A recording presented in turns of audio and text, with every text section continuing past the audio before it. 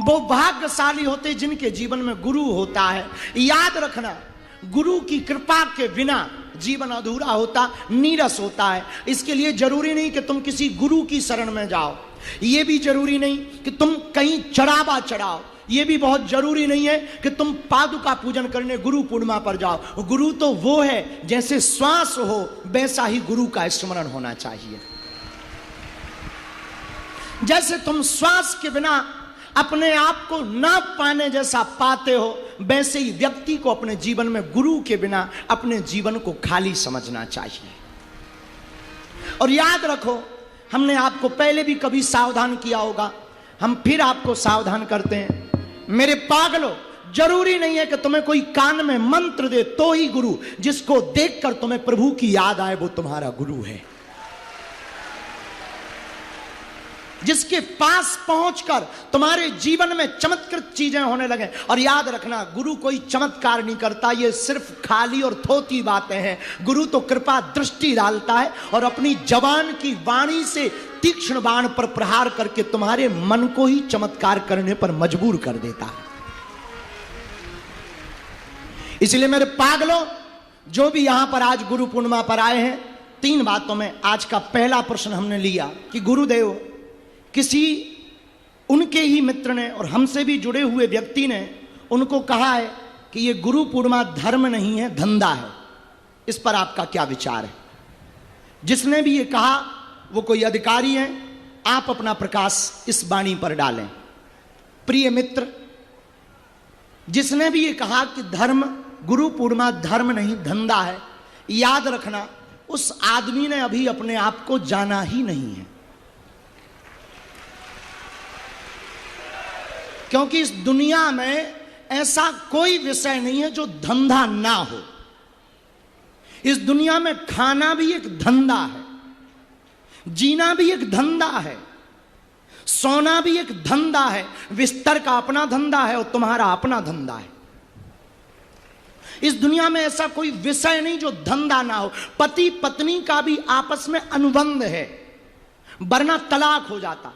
पिता पुत्र का भी आपस में कोई ना कोई स्वार्थ है, वरना दोनों अलग हो जाते हैं। उसी प्रकार गुरु और चेला दोनों का स्वार्थ है। शिष्य को चाहिए, याद रखना, हम सदा बोलते हैं, हम कभी भी तुम्हारे पापों को नहीं मिटा सकते हो। इस भरोसे में तुम मत रहना कि हम तुम्हारे पापों को मिटा सकें। और जो तुम्हें पाप को मिटाने का डर दिखाए, समझना वो अपनी कंपनी की टॉर्च बेच रहा है।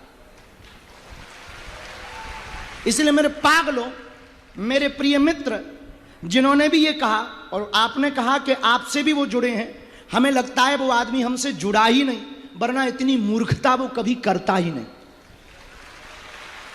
और प्रिय मित्र, एक बात और, आपने कहा कि इस पर ऐसा प्रकाश डालो कि गुरु पूर्णिमा की महिमा बहुत आगे बढ़ सके।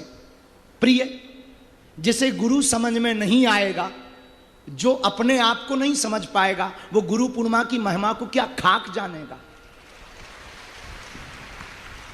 जिसकी शादी हुई नहीं, वो लुगाई का सुख क्या हलवा जानेगा। ये तो बेफिजूली की बातें कह रहे हो तुम कि उसको गुरु पूर्णिमा की महिमा बताओ। जिसने कभी देखा ही नहीं गुरु को, जो कभी चेला ही नहीं बना, वो क्या खाक जानेगा गुरु पूर्णिमा की महिमा को।